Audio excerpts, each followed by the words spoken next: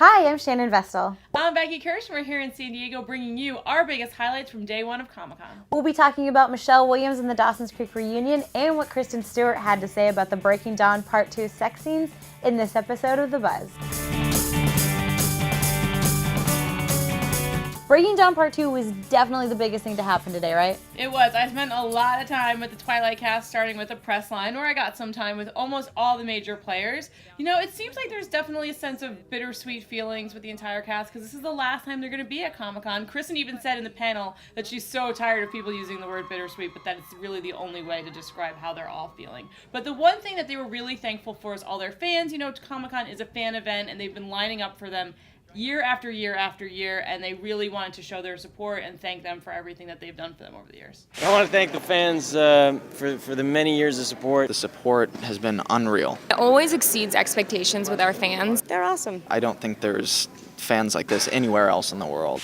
Now, I checked out the press conference for Breaking Dawn Part 2. We got to the good stuff with Kristen. Someone asked her about the sex scenes in Breaking Dawn Part 2. And she was very composed up until this point. She kind of stuttered through this section because it was a little bit awkward to talk about, especially because little Mackenzie Foy was there, who plays Bella and Edward's daughter. At one point, Stephanie Meyer even put her hands over Mackenzie's ears.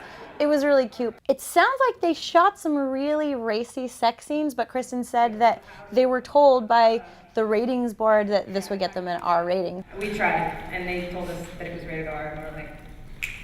So I don't think we'll get to see some really juicy sex scenes. We might see something that's a little bit toned down, but I'm still definitely looking forward to it. DVD bonus features? Exactly. Well, you know, that sentiment was also echoed in the panel because we saw the first 7 minutes of the movie, and right off the bat, they're focusing on Bella's, like, super strength. She gets Edward in this big hug as a vampire and, like, kind of crushes him a little bit, and they talked about, you know, how much lighter this movie is, and it seems definitely like it's going to be funnier than the first part, which is really exciting for me. And, you know, Taylor Lautner was talking about how his favorite scene in the movie is when he has to tell Bella that he imprinted on Renesmee, and he described it as hilarious, so I'm looking forward to that. I guess funny is still better than creepy. That makes me kind of look forward to that movie more. But another movie we're also looking forward to that was big at Comic-Con was Oz the Great and Powerful.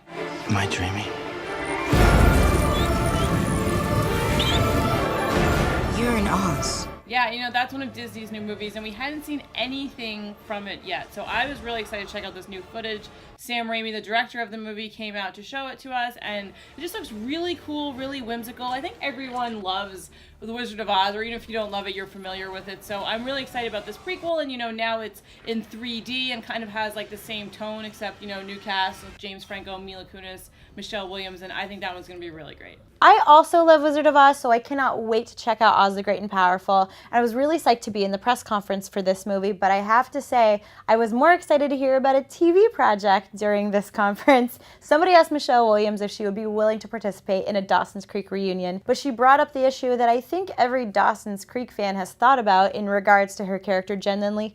Jen dies at the end of Dawson's Creek, so Michelle Williams rightly pointed out that she didn't know what they would do for her character, whether she would be a ghost or if they would just film her in some kind of gauzy way, which I thought was really cute. Well, you know, it looks like Katie Holmes is mixing things up too, so maybe we really could get this Dawson's Creek reunion we've all been waiting for. Yeah, maybe we'll get that off the ground. I'm Daisy. Hi, I'm Jen. Those are our highlights from our first day at Comic-Con, so keep checking back for more coverage. I'm Shannon Vestal. I'm Becky Kirsch, and thanks for watching The Buzz.